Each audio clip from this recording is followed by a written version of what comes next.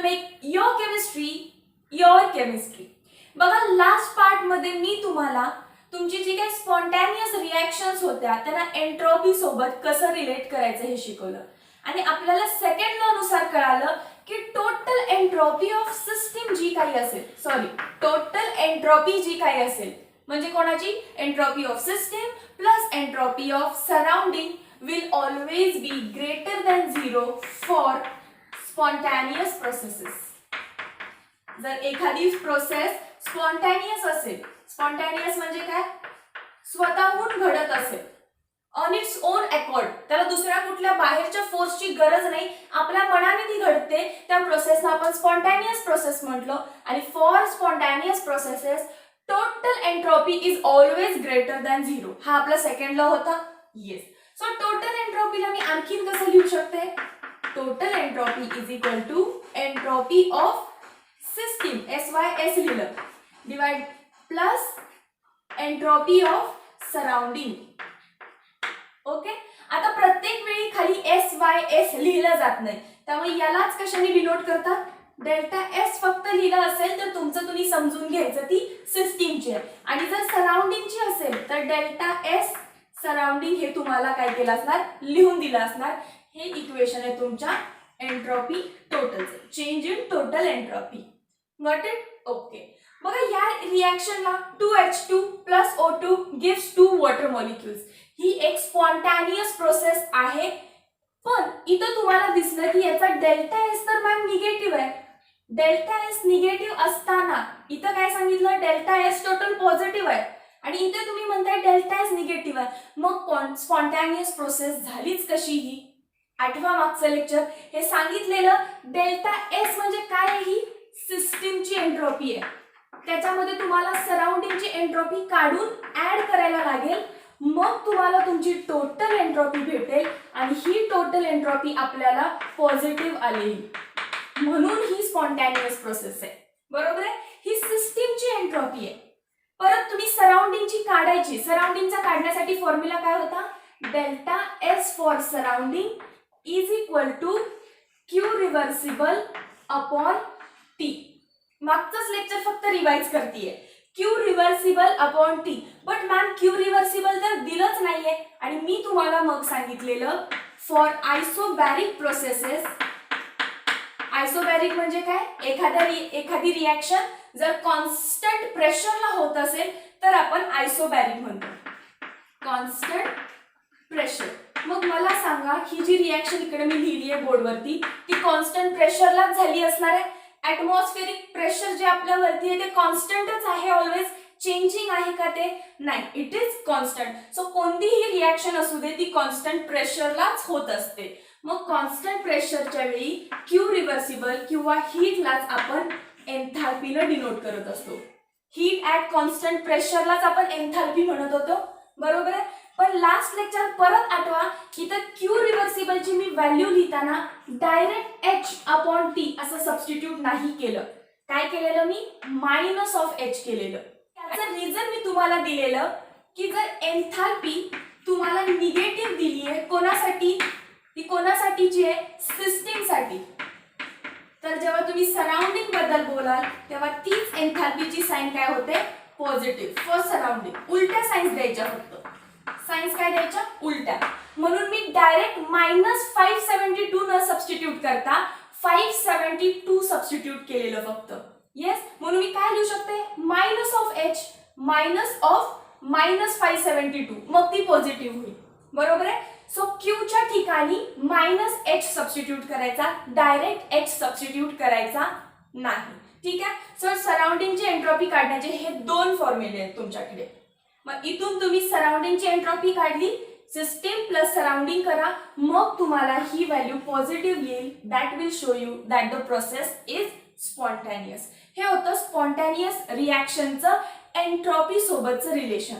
या लेक्चर मध्ये मला बेसिकली डिस्कस करायचं आहे गिव्स फ्री एनर्जी म्हणजे डेल्टा जी चं स्पॉन्टॅनियस प्रोसेसेस सोबतचं रिलेशन.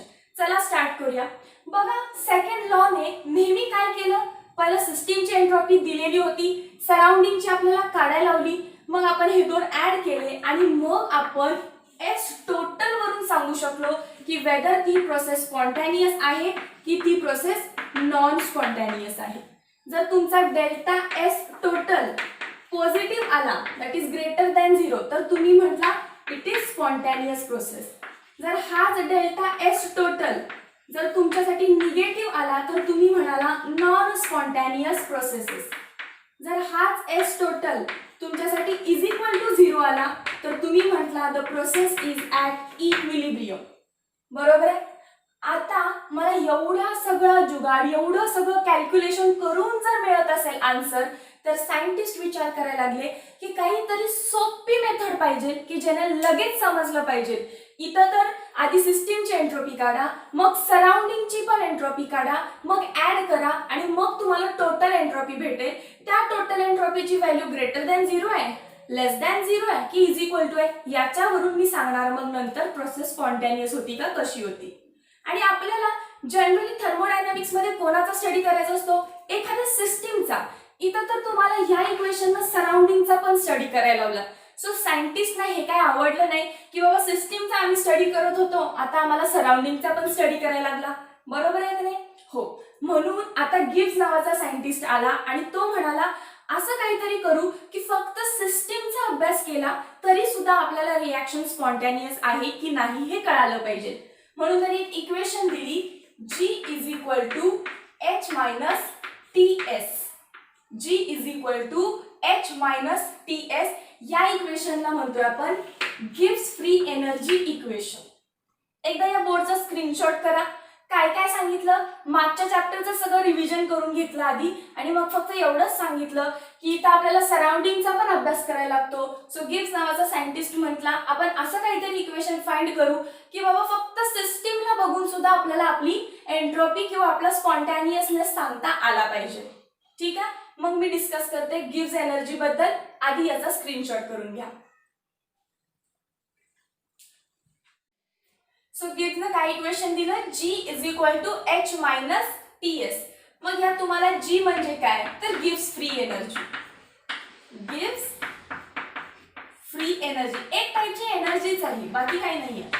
जसं की एन्थाल्पी म्हणजे काय तर एन्थाल्पी सुद्धा हीटच आहे बट कशी हीट आहे ती ॲट कॉन्स्टंट प्रेशर. एन्थाल्पी म्हणजे heat at constant pressure but one type of energies. Heat is a form of energy. So enthalpy पण एनर्जीच झाली.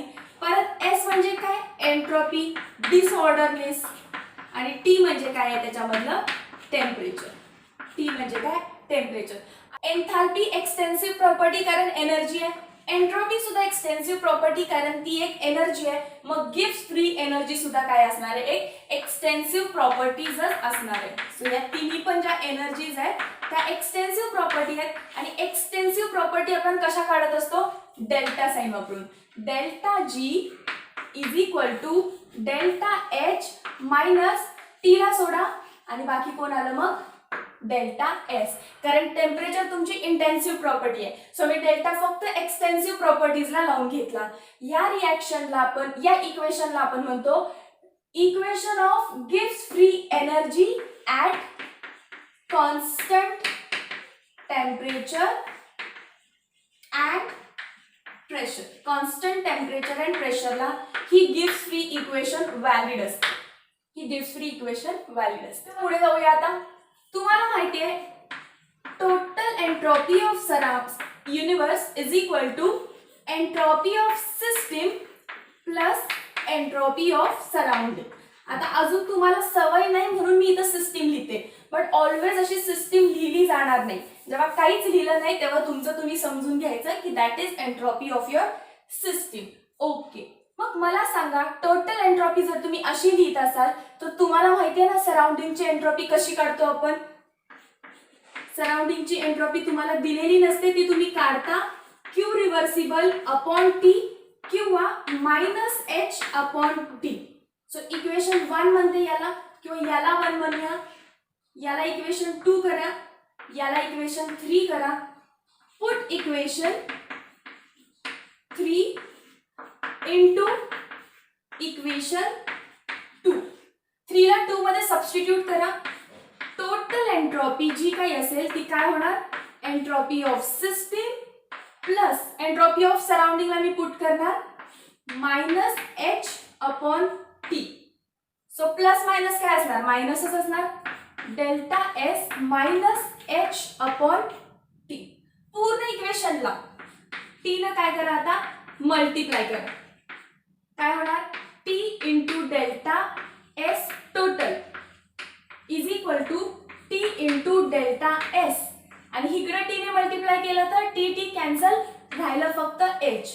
काय केलं मी या प्रोसेस मध्ये, multiply equation by temperature T.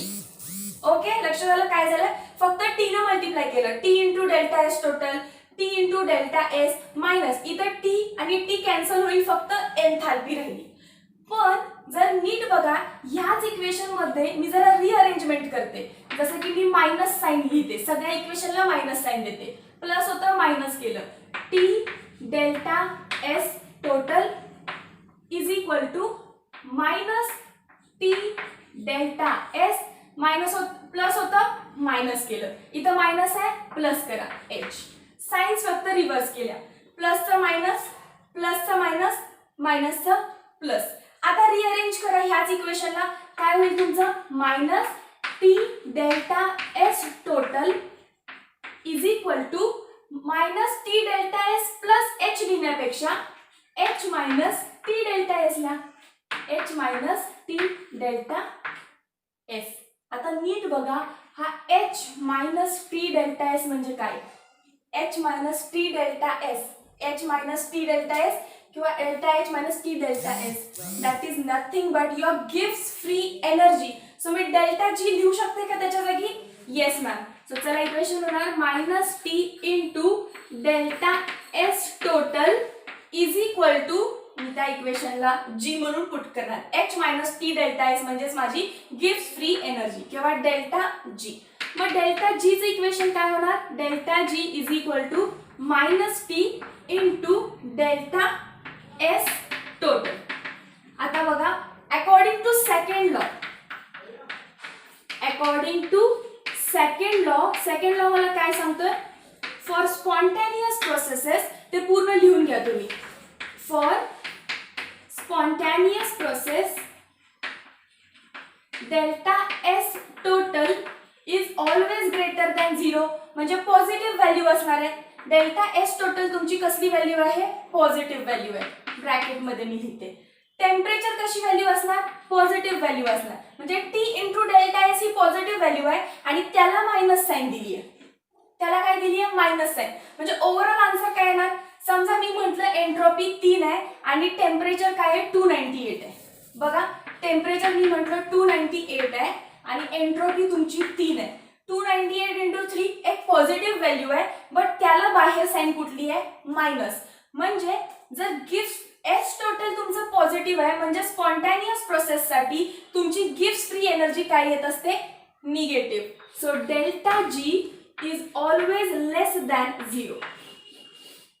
According to second law for spontaneous process साठी S टोटलची value positive असते. मग बघा तुम्ही याची व्हॅल्यू पॉझिटिव्ह करा, टेम्परेचर पॉझिटिव्हच असतं, पॉझिटिव्ह इंटू पॉझिटिव्ह, पॉझिटिव्ह टर्मच येणार, पण इक्वेशन मध्येच बाहेर निगेटिव्ह आहे, म्हणजे तुमची गिव्स फ्री एनर्जी काय असते, is less than 0, that is negative for spontaneous process, for spontaneous process. So आपण काय कन्क्लूड केलं याच्यातून, जर जसं की एंट्रोपी फॉर टोटल तुम्हाला काढायला लागायची इज ग्रेटर दॅन 0 असेल तर तुम्ही स्पॉन्टॅनियस म्हणायचं, त्यापेक्षा तुम्ही आता गिव्स फ्री एनर्जी काढा जी काय असणार आहे, निगेटिव्ह असणार आहे सेम स्पॉन्टॅनियस प्रोसेस साठी. आणि डेल्टा जी चा फॉर्म्युला तर G is equal to H minus T delta S आहे.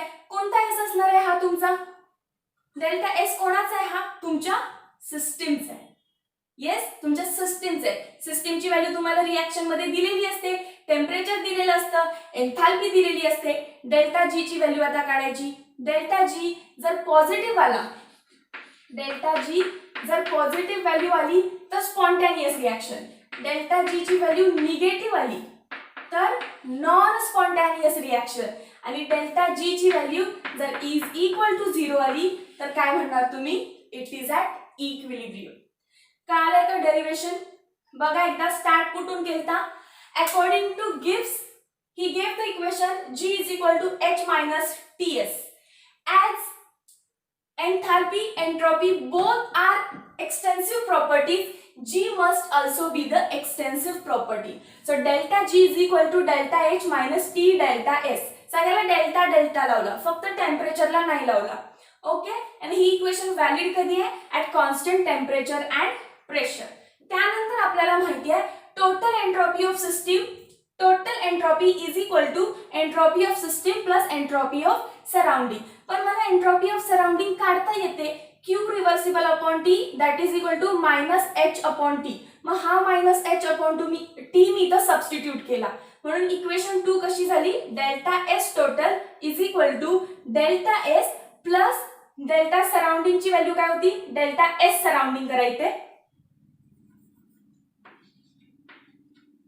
डेल्टा एस ऑफ सराउंडिंग ची व्हॅल्यू तुम्ही minus H by T put केली. So delta S minus H by T झालं. आता हा टी मला खाली डिनॉमिनेटरला नको आहे, म्हणून मी पूर्ण इक्वेशनला एच टी ने काय केलं? मल्टिप्लाय केलं. T into delta S total is equal to T into delta S minus H. परत मायनस साइन कॉमन केली म्हणजे काय होणार? प्लसचं मायनस, प्लसचं मायनस, मायनसचं प्लस. आता इथं दिसतं मला H minus T delta S असं लिहू शकते मी. So H minus T delta S म्हणजेच तुमची गिव्स फ्री एनर्जी, म्हणजेच त्याला मी काय लिहिलंय? Delta G. मग फक्त फिरवून नीट लिहिली equation delta G is equal to minus T delta S. आणि मला माहित आहे ही व्हॅल्यू पॉझिटिव्ह असणार जर तुमची रिॲक्शन स्पॉन्टेनियस असेल तर, अकॉर्डिंग टू सेकंड लॉ. मग मी हिला पॉझिटिव्ह कन्सिडर केलं. टेम्परेचर पॉझिटिव्हच असतं, मग ओव्हरऑल व्हॅल्यू काय आहे? निगेटिव्ह. मग स्पॉन्टेनियस प्रोसेससाठी गिव्स फ्री एनर्जी निगेटिव्ह असणार. सो हे मी कन्क्लूड केलं की फॉर स्पॉन्टेनियस रिॲक्शन गिव्स फ्री एनर्जी इज निगेटिव्ह. जर गिव्स फ्री एनर्जी कधी पॉझिटिव्ह आली याचा अर्थ ती प्रोसेस नॉन स्पॉन्टेनियस आहे, आणि जर कधी डेल्टा जी ची व्हॅल्यू इज इक्वल टू 0 आली याचा अर्थ तुमची रिॲक्शन, तुमची प्रोसेस इक्विलिब्रियमला आहे. ठीक आहे, गिव्स फ्री एनर्जीचा पॉइंट क्लिअर झाला. ठीक आहे, स्क्रीनशॉट करून घ्या एकदा, लगेच पुढचे पॉइंट्स बघूया. बघा हा चार्ट आपण कंप्लीट करायचा, आणि हा चार्ट जर आपण कंप्लीट करू शकलो तर आपण कोणतीही रिॲक्शन स्पॉन्टेनियस आहे की नॉन स्पॉन्टेनियस आहे हे सांगू शकतो. गिव्स फ्री एनर्जीचा फॉर्म्युला काय आहे? Delta G is equal to delta H minus T delta S. म्हणून पाठ करून घ्या तो. आता मी पहिली कंडिशन लिहिली आहे, जर तुमची एन्थॅल्पी निगेटिव्ह आहे, -4 लिहू का? ओके. पुढे काय आहे? मायनस इक्वेशन मधलं आहे तसं. टेम्परेचर काय असेल ते. एंट्रोपी मी घेतली आहे पॉझिटिव्ह, म्हणजे लिहिते +3. मला सांगा जे फायनल आन्सर येणार ते निगेटिव्ह येणार की पॉझिटिव्ह येणार? -4 मायनस काहीही व्हॅल्यू असू दे, टेम्परेचर कितीही असू दे, 3×10 असू दे, नाही 3×1000 असू दे, नाही 3×99 असू दे, काही असेल, पण मायनस ची ऍडिशन करून उत्तर तुमचं काय येणार? निगेटिव्हच येणार. म्हणजे डेल्टा जी तुम्हाला पहिल्या कंडिशन मधून काय भेटेल? निगेटिव्ह भेटेल. निगेटिव्ह. आणि डेल्टा जी जर निगेटिव्ह असेल तर अकॉर्डिंग टू गिव्स ही स्पॉन्टेनियस प्रोसेस आहे. मग मी काय म्हणणार? Process is spontaneous at all temperature. कुठलंही टेम्परेचर घेतलं तरी तुमची जी काही व्हॅल्यू असेल ती डेल्टा जी ची निगेटिव्हच येणार. मग प्रोसेस तुमची स्पॉन्टेनियसच असेल. दुसरी कंडिशन बघा आता. परत प्रोसेस एक्झोथर्मिकच ठेवा, म्हणजे काय? हीट रिलीज केली आहे बाहेर. पण आता आपण एंट्रोपीला काय करू? निगेटिव्ह करूया. चला, ही होती कंडिशन 1. कंडिशन 2 ला परत इक्वेशन लिहिते delta G is equal to delta H minus T delta S. Exothermic असल्यामुळे काय लिहिणार मी? ह्याची व्हॅल्यू निगेटिव्ह लिहिते 5 मायनस टेम्परेचर लिहिलं. एंट्रोपी सुद्धा मला काय लिहायची आता? निगेटिव्हच लिहायची. पण आता बघा निगेटिव्ह इंटू निगेटिव्ह तिकडे जाऊन काय होईल? पॉझिटिव्ह. म्हणजे मी जर व्हॅल्यूज लिहिली इथे 4 एंट्रोपी घेतली तर -5 प्लस काय होणार आहे? 40. मायनस करून हे 40. मग आता आन्सर पॉझिटिव्ह पण येऊ शकतं आणि निगेटिव्ह पण येऊ शकतं. बरोबर आहे? -5 प्लस 40. सांगू शकता का आन्सर पॉझिटिव्ह आहे का निगेटिव्ह आहे? नाही सांगू शकत. It can be positive, it can be negative. कसं काय मॅम? बघा आधी लिहून घेते. पॉझिटिव्ह सुद्धा असू शकतं, निगेटिव्ह सुद्धा असू शकतं, आणि मला बघायचंय की आन्सर निगेटिव्ह कधी येणार. बघा जर टेम्परेचरची व्हॅल्यू जास्त असेल, ठीक आहे, टेम्परेचरची व्हॅल्यू जास्त असेल म्हणजेच कोणाची व्हॅल्यू, टी डेल्टा एस ची व्हॅल्यू, हे कोण आहे, टी डेल्टा एस आहे. सो जर टी डेल्टा एस ची व्हॅल्यू जास्त झाली तर जास्त मधून तुम्ही कमी वाला मायनस करणार आणि साइन कोणाची देणार, जास्त वाल्याची. सो टी डेल्टा एस जर मी कमी ठेवला कोणापेक्षा, एन्थाल्पी पेक्षा, तर आणि तरच मला आन्सर माझं निगेटिव्ह भेटेल, आणि तरच माझी जी काही एंट्रॉपी असेल निगेटिव्ह येईल, तरच माझी प्रोसेस स्पॉन्टॅनियस होईल. बरोबर आहे का मी काय म्हणते? बघा -5 आहे, प्लस मी 4 इंटू काय केलं, 220 केलं, 4 2 चा 8, 80 - 5, बघा उत्तर काय आलं तुमचं, 75. आन्सर तुमचं पॉझिटिव्ह आलं. परत काय करू शकता तुम्ही, -5 प्लस 4 इंटू, समजा मी व्हॅल्यू कमी घेतली, याच्यापेक्षा पण कमी घेतली, किती घेऊ मी, 1 घेते, काय होईल, -5 प्लस 4, काय करणार तुम्ही, 5 - 4 1, साइन कोणाची देणार, मायनसची. बघा आन्सर निगेटिव्ह आलं, इकडे पॉझिटिव्ह आलं. सो डिपेंड कोणावर राहिलं, पॉझिटिव्ह येते की निगेटिव्ह येते, या टेम्परेचरवरती, या टेम्परेचरवरती. जर टेम्परेचर कमी असेल तर व्हॅल्यू निगेटिव्ह येते. सो स्पॉन्टॅनियस प्रोसेस असू शकते, spontaneous only at low temperature, म्हणजेच कसं असायला पाहिजे, टी डेल्टा एस ची व्हॅल्यू कमी पाहिजे तुमच्या डेल्टा एच पेक्षा. कळालं का? टी डेल्टा एस ची व्हॅल्यू कमी पाहिजे तुमच्या डेल्टा एच पेक्षा, तरच तुमची इक्वेशन ही व्हॅलिड होऊ शकते. चला पुढे, हळूहळू जाईल पुढे, कसं कळत राहील तुम्हाला, आणि मी हिंट पण देईन लास्टला.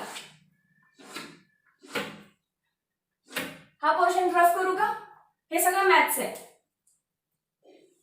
थर्ड कंडिशन बघा आता. थर्ड मध्ये आता मी काय करते, प्रोसेसला करते एंडोथर्मिक, प्रोसेस करू एंडोथर्मिक.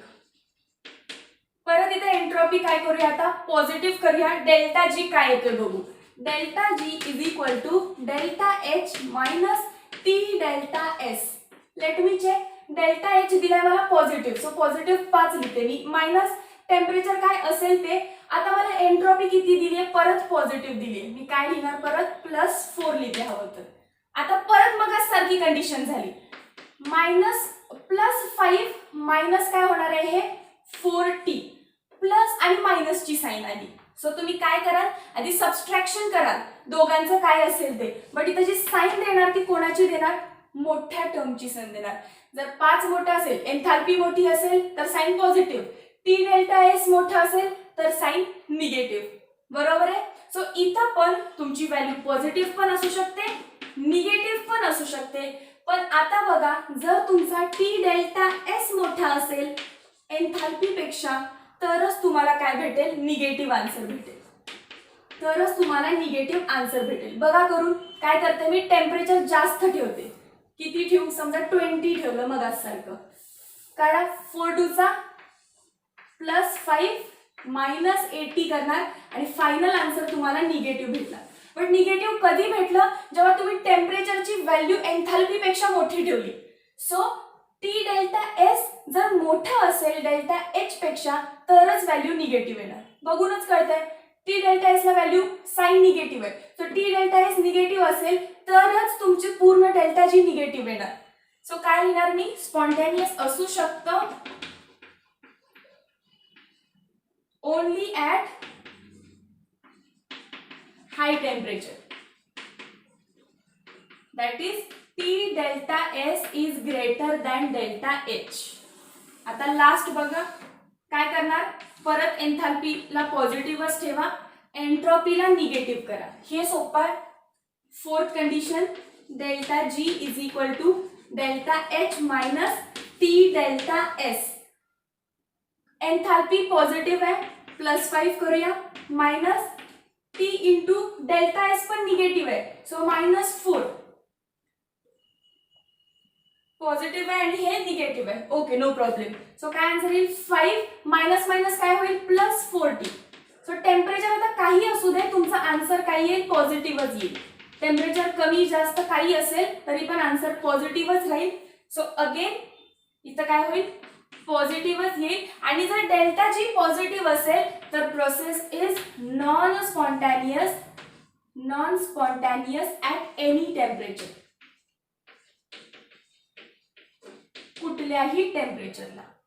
बघा मग या चार्टने आपल्याला काय शिकवलं, जर तुमची एन्थाल्पी आणि एन्ट्रॉपी हे निगेटिव्ह हे positive spontaneous at all temperature. म्हणजे काय लक्षात ठेवू शकता रे तुम्ही exactly, first and last keep in mind. पहिलं जे होतं स्पॉन्टॅनियस ॲट ऑल टेम्परेचर, लास्टला non spontaneous at all temperature. कारण डेल्टा जी निगेटिव्ह आहे, इथं डेल्टा जी पॉझिटिव्ह आहे. डेल्टा जी निगेटिव्ह असेल तर स्पॉन्टॅनियस, डेल्टा जी पॉझिटिव्ह असेल तर नॉन स्पॉन्टॅनियस. जेव्हा मायनस मायनस असेल, मायनस मायनस, तर तुमची डेल्टा जी पॉझिटिव्ह सुद्धा असू शकते आणि निगेटिव्ह पण असू शकते. बट कधी निगेटिव्ह असणार, spontaneous only at low temperature. हे मी लक्षात ठेवायचं.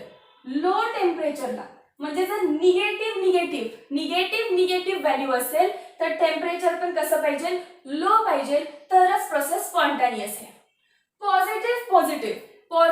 पॉझिटिव्ह असेल तर टेम्परेचर सुद्धा काय पाहिजे, टी डेल्टा एस ग्रेटर पाहिजे, टेम्परेचर सुद्धा जास्त पाहिजे, तर काय होईल, तुमची प्रोसेस स्पॉन्टॅनियस होईल.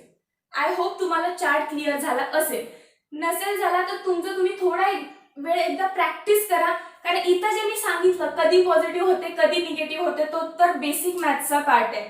ठीक आहे, आणि बेसिक गोष्टी एक्सप्लेन करण्यासाठी खूप अवघड असतात माझ्या मते. एखादे टफ इक्वेशन असेल तर मी तुम्हाला यू चुटकीओ मध्ये सांगू शकते, पण एकदम बेसिक असेल तर त्या लेवलला जाऊन सांगणं कधी टीचर्सला पॉसिबल होत नाही. सो कन्फ्युजन क्रिएट झालं नसेल तर सिंपल आहे, फक्त इक्वेशन्स मध्ये मी व्हॅल्यू पुट करत गेले आणि हा चार्ट माझा तयार झाला. त्यात मी हिंट काय सांगितली, निगेटिव्ह असेल तर कमी टेम्परेचरला तुमची स्पॉन्टॅनियस प्रोसेस, पॉझिटिव्ह असेल तर जास्त टेम्परेचरला तुमची spontaneous process. Delta G negative दिसला तर spontaneous at all temperature, delta G positive दिसला तर non spontaneous at any temperature. या चार्टला आता वर्डिंग मध्ये तुमच्या टेक्स्टबुक मध्ये दिलंय, तुम्ही टेक्स्टबुक उघडून बघू शकता. 4 पॉइंट बनवलेत याचेच फक्त. ठीक आहे, एकदा स्क्रीनशॉट करून घ्या. पॉइंटचं नाव आहे टेम्परेचर ऑफ इक्विलिब्रियम. आताच मी तुम्हाला सांगितलं जर डेल्टा जी ची व्हॅल्यू निगेटिव्ह आली, निगेटिव्ह म्हणजे कसं रिप्रेझेंट करतो, delta G is less than 0, तर तुमची प्रोसेस स्पॉन्टॅनियस आहे. येस, जर तुमचं डेल्टा जी ची व्हॅल्यू पॉझिटिव्ह आली, दॅट इज ग्रेटर दॅन 0, तर प्रोसेस तुमची नॉन स्पॉन्टॅनियस. आणि तिसरी होती जर डेल्टा जी ची व्हॅल्यू इक्वल टू 0 आली तर तुमची रिॲक्शन काय असेल, ॲट इक्विलिब्रियम. बरोबर आहे. मग मला सांगा, इक्विलिब्रियमला सुद्धा तुम्ही हाच फॉर्म्युला वापरत असणार, delta G is equal to delta H minus T delta S. आणि या इक्वेशन मध्ये तुम्हाला डेल्टा जी काय भेटणार आहे, 0 भेटणार आहे. मग इक्वेशन काय झाली, at equilibrium 0 is equal to delta H minus T delta S. बरोबर आहे. मग चला आणा इकडे आता इक्वेशनला, टी डेल्टा एस पॉझिटिव्ह आहे, तिकडे निगेटिव्ह आहे, इकडे आला इज इक्वल टू साइनच्या, तर काय होईल, तो पॉझिटिव्ह होईल. म्हणजे इक्वेशन अशी होईल का, delta H is equal to T delta S. अशीच इक्वेशन झाली का बघा. येस, फक्त टी डेल्टा एस निगेटिव्ह आहे, तो इज इक्वल टू साइनच्या इकडे आणला. मग झालं काय, delta H is equal to T delta S. तेच फक्त मी सरळ करून लिहिलं इथे. Got it. मग यातून मला टेम्परेचर काढायचंय. हे कधी व्हायला लागलंय, जेव्हा तुमची प्रोसेस इक्विलिब्रियमला आहे तेव्हा. मग मला पॉइंटचं नाव काय, टेम्परेचर ऑफ इक्विलिब्रियम. इक्विलिब्रियमला काय टेम्परेचर असेल बघा, temperature is equal to delta H minus delta S. टेम्परेचरची व्हॅल्यू काढायची आहे, delta H divided by delta S. So temperature at equilibrium जर तुम्हाला काढायला सांगितलं तर temperature at equilibrium is delta H upon delta S. बघा, एन्थाल्पी आणि एन्ट्रॉपी तुमच्या टेम्परेचर वरती डिपेंड आहे. आपल्याला वाटत होतं की टेम्परेचर वरती काहीच डिपेंड नसेल, एन्थाल्पी इंडिपेंडेंट असेल, एन्ट्रॉपी पण इंडिपेंडेंट असेल, वाटतं असं. बट इक्विलिब्रियम कंडिशन आली की आपल्याला एन्थाल्पी ॲज वेल एज एन्ट्रॉपी तुमच्या टेम्परेचर वरती डिपेंड असतात. याच इक्वेशनला आपण म्हणतो टेम्परेचर ऑफ इक्विलिब्रियम. इक्विलिब्रियम म्हणजे काय, अशा साईननी ज्या रिॲक्शन्स आपण रिप्रेझेंट करतो, समजा तुमचा A प्लस बी रिॲक्टंट आहे आणि तुम्हाला प्रोडक्ट देणार आहे. इक्विलिब्रियम म्हणजे A प्लस बी प्रोडक्ट बनतो तेवढाच रेटनं काय होत असतं, बी प्रोडक्ट पण तुमच्या रिॲक्टंट मध्ये कन्वर्ट होत असतं. म्हणजे rate of forward reaction, equilibrium म्हणजे रेट ऑफ फॉरवर्ड रिॲक्शन जेवढी असते इज इक्वल टू काय असते, रेट ऑफ बॅकवर्ड रिॲक्शन, तेवढाच उलटा रिॲक्शनचा रेट असतो, रेट ऑफ बॅकवर्ड रिॲक्शन. मग असं होण्यासाठी टेम्परेचर किती लागतं, तर स्पॉन्टेनियस प्रोसेससाठी असं होण्यासाठी जे टेम्परेचर लागले ते आहे temperature is equal to delta H upon delta S. Got it? चला एकदा स्क्रीनशॉट करून घ्या. And finally, the last point of your thermodynamics chapter is Gibbs function and equilibrium constant. म्हणजे काय, एखादी रिॲक्शन दिली आहे तुम्हाला, A plus A plus B plus B gives C C plus D D. Kinetic नंतर आज पहिल्यांदाच अशा टाइपची रिॲक्शन बघत असाल. ओके, ए काय आहे, याचे नंबर ऑफ मोल्स म्हणजे याची स्टॅइशोमेट्री, याची म्हणजे कोणाची, ए ची, बी ची स्टॅइशोमेट्री स्मॉल बी, सी ची स्टॅइशोमेट्री स्मॉल सी, डी ची स्टॅइशोमेट्री स्मॉल डी. दोन टाइपचे रिॲक्शन तुम्हाला बघायला भेटतील, एक तर A A plus B B forward backward म्हणजे काय, आता हे equilibrium condition, C C plus D D. ही जी रिॲक्शन आहे ती आहे नॉन इक्विलिब्रियम. नॉन इक्विलिब्रियम म्हणजे काय, फक्त फॉरवर्डलाच रिॲक्शन होती. बघा, रिॲक्शन एका डायरेक्शन मध्ये म्हणजे नॉन इक्विलिब्रियम, इथं पुढे पण जाते मागे पण येते म्हणजे काय, equilibrium state. Rate of forward reaction is equal to rate of backward reaction असतो. बरोबर आहे. आणि आता या रिॲक्शन साठी तुम्हाला गिव्स एनर्जी काढायला सांगितली तर फॉर्म्युला असतो delta G is equal to delta G naught plus R T L N Q. हा क्यू म्हणजे काय हे माहिती करणं गरजेचं आहे, कारण डेल्टा जी म्हणजे तुम्हाला माहिती आहे change in gives free energy, change in gives free energy. हा मॅम हे तर आम्हाला माहिती आहे, हे पण तुम्हाला माहिती आहे. नॉट कधी लावतो आपण, जेव्हा एखादी रिॲक्शन स्टँडर्ड स्टेट मध्ये आहे आणि त्या स्टँडर्ड स्टेट मधल्या रिॲक्शनची जेव्हा तुम्ही गिव्स फ्री एनर्जी काढाल तेव्हा ती असणार डेल्टा जी. ओ येस, मग मी काय म्हणते याला स्टँडर्ड गिव्स फ्री एनर्जी. ही तुम्हाला दिलेली व्हॅल्यू असेल, ही तुम्हाला व्हॅल्यू दिलेली असेल.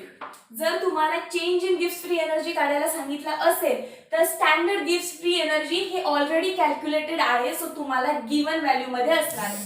ओके, प्लस आर म्हणजे काय माहिती आहे आम्हाला ma'am, it is gas constant. हा काय असतो, एक गॅस कॉन्स्टंट असतो. याची व्हॅल्यू किती असते, 8 खालीच लिहिते, आर ची व्हॅल्यू किती असते 8.314 युनिट सोबत लक्षात ठेवायचं, joule kelvin inverse mole inverse, joule kelvin inverse mole inverse. Temperature कशात काउंट करता तुम्ही, केल्विन मध्ये. टेम्परेचर कशात काउंट करतोय आपण, केल्विन मध्ये. आणि आता हा क्यू काय आहे, तर हा क्यू आहे तुमचा कोएफिशिएंट ऑफ रिॲक्शन किंवा रिॲक्शन कोएफिशिएंट. आता हा काढायचा कसा क्यू, तर क्यू काढण्यासाठी बघा इथं दाखवते क्यू इज इक्वल टू, हा एक रेशिओ आहे. कोणाचा रेशिओ आहे, प्रोडक्ट अपॉन रिॲक्टंट. कोण प्रोडक्ट आहे मॅम, प्रोडक्ट सी दिसतोय, सी रेस टू त्याची stoichiometry C into D raise to त्याची स्टॅइशोमेट्री डी डिवाइडेड बाय काय, रिॲक्टंट. कोण आहे रिॲक्टंट मॅम, ए आहे, ए रेस टू त्याची स्टॅइशोमेट्री ए, आणखी कोण B, so B raise to त्याची stoichiometry B. So reaction coefficient is nothing but it is the ratio of product of, multiplication करायचं आधी प्रोडक्टचं, C into D, but C raise to C into D raise to D. जी काय stoichiometry आहे त्याला वरती head वरती ठेवायचं. So C raise to C into D raise to D divided by A raise to A upon B raise to be. हे काढल्यानंतर तुम्हाला क्यू ची व्हॅल्यू भेटेल. ती क्यू ची व्हॅल्यू तुम्ही इथे पुट करणार. एल एन म्हणजे काय आहे, हा लॉगच आहे, but this is log to the base E. Okay, so L N काय आहे, लॉगच आहे एक टाइपचा, लॉग ई असं न लिहित बसता आपण काय लिहित असतो, ln लिहित असतो. मग जर तुम्हाला ह्याला लॉग मध्ये कन्वर्ट करायचं असेल, तुम्हाला जो लॉग लागतो तो असतो लॉग टू द बेस 10. कारण लॉग टेबल मध्ये तुम्ही लॉग टू द बेस 10 बघताय, तर या इक्वेशनला 2.303 न मल्टिप्लाय करावं लागतं. ठीक आहे. तर नेक्स्ट पार्ट आहे. आधी मला सांगा ही इक्वेशन कळाली का? Delta G is equal to delta G naught plus RT ln Q. Delta G काढायला लावतील तुम्हाला. डेल्टा जी नॉट गिवन असेल, आर ची व्हॅल्यू 8.314, टेम्परेचर गिवन असेल आणि क्यू कसा काढायचा, C⁻⁶ into D⁻D divided by A⁻A into B⁻B. याला म्हटलं रिॲक्शन क्वेश्चन. लक्षात आलं इथपर्यंतचा पार्ट? एकदा स्क्रीनशॉट करून घ्या. मग आपण सगळ्या व्हॅल्यूज पुट करून घेऊया. Delta G is equal to delta G naught plus R ची व्हॅल्यू किती, 8.314 joule kelvin inverse mole inverse. So delta G naught plus R झालं. टी टेम्परेचर तुम्हाला काय दिलं असेल ते, रूम टेम्परेचर मी 298 घेते. समजा टेम्परेचर गिवन आहे, किती दिलंय, 298 केल्विन. सो 298 केल्विन आणि काय ln ऑफ क्यू ची व्हॅल्यू काय काढली आता तुम्ही खालून, C⁻C into D⁻D divided by A⁻A B⁻B. बरोबर आहे? येस. आता मग मला सांगा, तुम्हाला ln नको आहे, जर तुम्हाला लॉग हवा असेल तर तुम्ही काय करणार, फक्त delta G is equal to delta G naught plus 2.303 न फक्त मल्टिप्लाय करायचं जिथे ln ची टर्म आहे. कुठे ln ची टर्म, RT ln Q आहे. या ln च्या पुढे 2.303 न मल्टिप्लाय करायचं. सो RT 2.303 log Q बनेल. मी 2.3 फक्त आधी लिहिते, 2.303 RT log ऑफ काय असेल, Q. Q ची व्हॅल्यू परत तुम्ही तीच पुट करू शकताय. सो दोन फॉर्म्युला लक्षात ठेवा. Delta G is equal to delta G naught plus RT ln K. आणि हा जर ln नको असेल तर फक्त कशाने मल्टिप्लाय करायचं, इथे 2.303 ने. Got it? बाकी सगळ्या व्हॅल्यू दिल्या असतील. तुम्ही Q किती चांगल्या प्रकारे कॅल्क्युलेट करू शकता आणि लॉग त्याच्यावरती तुमचे न्यूमरिकल्स सुटणार आहेत. त्यानंतर मी एक इक्वेशन दिलेली जी तुमची इक्विलिब्रियम रिॲक्शन होती. मी रफ केली ती, परत लिहिते बघा. A प्लस B किंवा AA plus BB gives CC plus DD. आता जर एखादी रिॲक्शन इक्विलिब्रियमला असेल तर तुमचा जो डेल्टा जी असतो तो काय होत असतो, 0. बरोबर आहे का? डेल्टा जी 0 असतो. मग ही इक्वेशन होणार कशी, डेल्टा जी तर 0च आहे. So 0 is equal to delta G naught plus RT ln Q न म्हणता आता काय म्हणायचं, ln K म्हणायचं. Q कोणासाठी, नॉन इक्विलिब्रियम साठी. आणि जर इक्विलिब्रियम स्टेटला आलं तर एक तर delta G is equal to 0 असतो आणि Q इज इक्वल टू काय बनत असतं, K. Q is equal to काय बनत असतं, K. आता टेक्स्टबुक मध्ये बघितलं तर काही ठिकाणी तुम्हाला KC दिसेल आणि काही ठिकाणी तुम्हाला KP दिसेल. जर तुमच्या रिॲक्शन मध्ये जर सॉलिड आणि लिक्विड सबस्टन्स असतील तर KC म्हणायचं. C म्हणजे काय, कॉन्सन्ट्रेशन. जर सॉलिड आणि लिक्विड सबस्टन्सेस असतील रिॲक्शन मध्ये तर KC. आणि जर सगळे गॅस असतील तर गॅसचं आपण कॉन्सन्ट्रेशन नाही मोजत, गॅसचं आपण प्रेशर काउंट करतो. So KP. KP कोणासाठी, गॅस असेल तर, KC कोणासाठी, सॉलिड किंवा लिक्विड असतील तर. क्लिअर झालं? सो मी जनरल मध्ये K लिहिलंय. मग हीच इक्वेशन काय केली तुम्ही, delta G naught is equal to minus RT ln K. फक्त तुम्हाला स्टँडर्ड स्टेटची एन्थाल्पी कधी विचारली for equilibrium state, so delta G RT इकडे येणार, मायनस होईल, मायनस RT ln K आहे. ठीक आहे?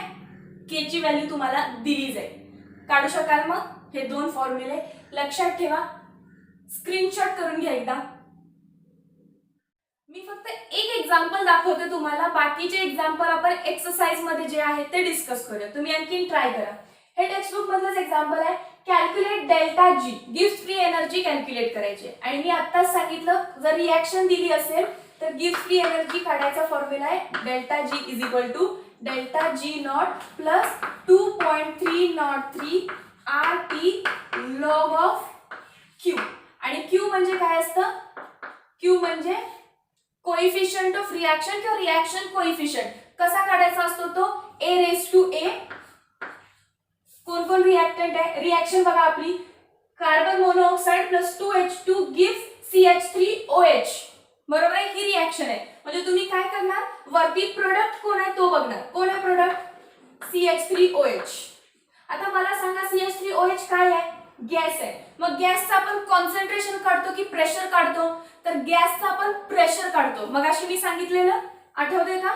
जर सॉलिड किंवा लिक्विड आलं तर तुम्हाला त्याचं कॉन्सन्ट्रेशन दिलं जातं, आणि जर तुम्हाला गॅसियस रिएक्शन असेल तर त्याचे तुम्हाला पार्शियल प्रेशर दिले असतात. मग आता जर रिएक्शन बघा, तुम्हाला सगळे गॅसेस दिसतील, गॅस गॅस गॅस, म्हणून तुम्हाला CH3OH चं पार्शियल प्रेशर दिलं असेल, H2 चं पार्शियल प्रेशर दिलंय आणि कार्बन मोनोऑक्साइडचं सुद्धा पार्शियल प्रेशर दिलंय. मग तुम्ही काय करणार? Partial pressure of product divided by partial pressure of reactant. कोण आहे पार्शियल प्रेशर? रिएक्टंट मध्ये एक मोनोऑक्साइड आहे, दुसरा असेल तर त्याला N2 करायचं. पार्शियल प्रेशर ऑफ H2, पण त्याची स्टॉइचियोमेट्री किती आहे? 2, म्हणून मी रेज टू 2 केलं. बघा परत सांगते, मला जेव्हा Q काढायचा असतो तेव्हा मी रिएक्टंटचा, जर तो सॉलिड किंवा लिक्विड असेल तर त्याचं कॉन्सन्ट्रेशन घेते, आणि जर तो गॅस असेल तर मी त्याचं प्रेशर घेते. सो हे तर फिक्स झालं, रिएक्शन गॅस आहे, सो मी पार्शियल प्रेशर घेणार. Partial pressure of product raise to त्याची स्टॉइचियोमेट्री काय नाही, म्हणून काय लिहिलं मी? 1. इथं पण कार्बन मोनोऑक्साइडला 1 आहे, so directly partial pressure of carbon monoxide आलं. आता रिएक्टंट 2 आहे, म्हणून मी याचं पार्शियल प्रेशर इनटू याचं पार्शियल प्रेशर करणार. केलं, P ऑफ H2 लिहिलंय, पण स्टॉइचियोमेट्री 2 आहे, सो अबव रेज टू मी किती लिहिलं ते 2. Got it? चला मग सॉल्व करूया. आधी Q काढून घेऊ. पार्शियल प्रेशर ऑफ CH3OH किती आहे?